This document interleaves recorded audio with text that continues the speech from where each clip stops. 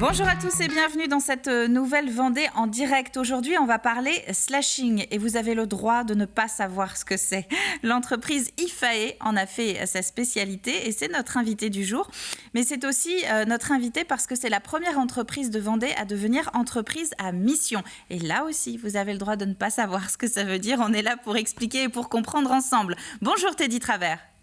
Bonjour Caroline, Vous êtes merci pour l'accueil. le co-créateur et le co-dirigeant aujourd'hui de cette entreprise IFAE. On va commencer par définir un petit peu les choses. Votre spécialité, c'est le slashing. Et derrière ce mot anglais, qu'est-ce qui se passe? Qu'est-ce qu'il y a comme concept? Donc derrière ce mot anglais, en effet, se cache la barre du slash, donc la barre topographique transversale de nos claviers d'ordinateur. Et ce slash permet de cumuler des choses, de cumuler des thématiques, et en l'occurrence pour IFAE, de cumuler des statuts, des emplois, des compétences sur une même personne et dans une même carrière. Donc ça veut dire qu'on a une personne qui fait plusieurs métiers dans sa semaine. Tout à fait, dans sa semaine, dans son mois, dans son année. Après, il y a différentes façons de vivre sa multi-activité, mais c'est l'idée. Et quel est le statut du coup de cette personne? Si moi, si moi j'ai plusieurs métiers dans la semaine, dans le mois, dans l'année, je suis quoi? Je suis salarié d'une seule et même structure ou je suis indépendant? C'est le point le plus délicat pour un slasher. C'est quelque chose que Marielle Barbe, dans son livre Profession Slasher, a mis en avant dès 2015-2016. C'est cette multiplication des statuts. Et c'est là où est la valeur ajoutée, une des valeurs ajoutées d'IFAE côté candidat, c'est d'être en capacité de travailler, quel que soit le choix du statut, le choix des statuts du candidat. Vous avez co-créé, je disais au début de l'émission, l'entreprise IFAE. La personne qui travaille avec vous, c'est Marielle Villard. Vous avez deux profils différents, complémentaires, c'est ça, au sein de l'entreprise ? Oui, tout à fait. J'ai un profil plutôt industriel, d'ingénieur arts et métiers, même si je suis passé par une base très, très opérationnelle avec un BEP sur le territoire vendéen. Et Marielle a aussi une base très pragmatique avec ses études en master de RH en alternance, ce qui lui a permis aussi d'avoir l'expérience professionnelle. Donc on a tous les deux en effet 15 ans d'activité, moi plutôt sur le management d'industrie, d'usine, et puis mon associé Marielle sur du management site ou multi-site en ressources humaines. Et alors, le slashing en Vendée, est-ce que ça marche? Est-ce qu'on en est vraiment au tout début? Voilà, quelle est la proportion? Est-ce qu'on a une idée du nombre de slasheurs vendéens? Bonne question, le nombre de slasheurs vendéens. On a des études qui sont plutôt au niveau national, qui portent à 4,5 millions en France de slasheurs. Ça, c'est une étude de 2017, donc ça a dû progresser depuis. Mais pour ce qui est en effet de cette présence en Vendée, c'est quelque chose qu'on va devoir analyser dans les mois et les années qui arrivent. Et vous arrivez quand même à détecter des profils justement dans le département? Alors aujourd'hui, on a plutôt des entrées de profils de façon naturelle, c'est-à-dire qu'on a une dizaine d'appels entrants par semaine, des profils de cadre, donc des candidats qualifiés, expérimentés. Et pendant le premier confinement, par exemple, pour prendre cette date anniversaire, donc il y a un an, on était au mois de mars-avril à une dizaine d'appels par jour entrants de candidats en recherche de sens et d'impact de leur engagement professionnel. Donc comme quoi, c'est une forme de travail qui intéresse, qui éveille la curiosité.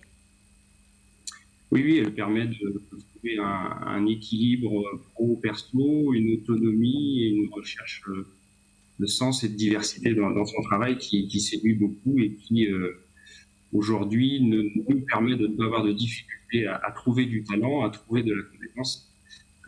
Et on met toute notre énergie à convaincre les entreprises des bienfaits de ces profils. Alors, votre actualité à vous, à votre entreprise IFAE, c'est donc cette obtention de statut d'entreprise à mission. Vous seriez les premiers dans le département à décrocher ce titre. Qu'est-ce que ça veut dire exactement ? Donc, être une entreprise à mission, c'est un parcours. Déjà, c'est un parcours qui vient souvent des dirigeants. Donc, nous, c'est quelque chose qu'on avait identifié dès 2018 on a eu l'opportunité de rencontrer le président de DRO, dirigeant responsable de l'Ouest, François Guérin, qui est également DG du CETI et avec qui j'avais échangé au moment de la sortie de la loi Pacte, donc la création de ce statut en France d'entreprise à mission.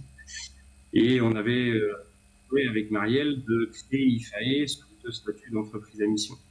À l'époque, les décrets n'étaient pas sortis, il y avait encore beaucoup de flou sur les impacts juridiques associés. Donc François m'a conseillé, on a suivi son conseil de patienter, de structurer une base économique, puisque ça reste indispensable pour la vie, la survie d'une entreprise. Donc on a en effet sur les 2 premières années structuré cette base économique, et on en a profité depuis notre création en avril 2019 pour monter en compétences et monter en structuration sur les 2 autres piliers de la RSE, que sont le pilier social, le pilier humain, et le pilier environnemental, le pilier planète. Donc, dans ce cas-là, entreprise à mission, ça veut dire que il y a toujours le but lucratif d'une entreprise, mais vous vous engagez aussi dans une démarche à la fois en faveur de l'humain et en faveur de l'environnement, c'est bien ça? Tout à fait. C'est ce que le CJD appelle depuis une dizaine d'années la notion de performance globale, de voir l'entreprise comme un élément sociétal et pas seulement un élément de profit. Donc il y a un équilibre à trouver sur ces 3 piliers de la RSE, le pilier économique, social et environnemental, en effet. Et au quotidien, est-ce que ça implique un fonctionnement particulier dans votre structure très concrètement ? Oui, très concrètement, il y a d'abord le passage au statut d'entreprise à mission qui engage, puisque il y a plusieurs conditions pour passer au statut d'entreprise à mission, mais il y en a notamment le principal, c'est d'écrire dans nos statuts notre mission d'entreprise. Ça, c'est une phrase plus ou moins longue, mais qui reprend l'entièreté des enjeux identifiés dans notre activité.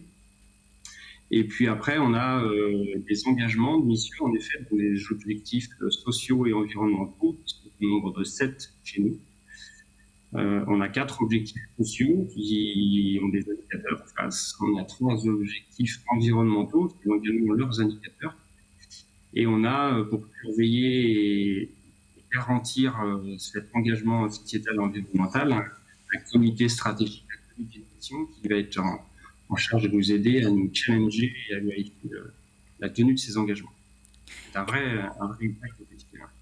Un vrai engagement. Eh bien, merci beaucoup Teddy Travers d'avoir présenté à la fois votre entreprise spécialisée dans le slashing, IFAE, donc entreprise que vous avez co-créée avec Marielle Villard, voilà, il y a quelques mois, il y a une année, et aussi de cette obtention donc de titre d'entreprise à mission, une des premières, en tout cas la première a priori dans le département.